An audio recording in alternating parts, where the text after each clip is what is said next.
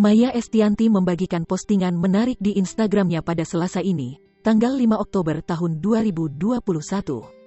Ia menuliskan soal kehidupan sekarang dan masa lalu. Istri Irwan Dhani Musri ini menegaskan bahwa setiap perbuatan manusia akan kembali kepada yang melakukan perbuatan tersebut atau akan terbalas.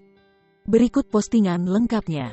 Hidup itu kalau mau akhir hidupnya enak, berkah, banyak-banyaklah berbuat baik dan bersyukur.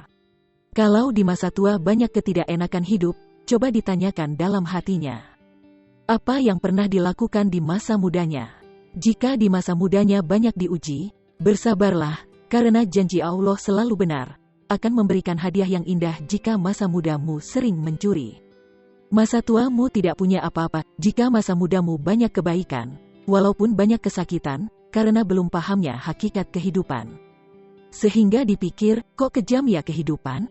Tapi dengan kebaikan, masa tuamu, biarpun hidup sederhana, tapi rasanya bahagia dan cukup, dan diberikan kehidupan yang baik.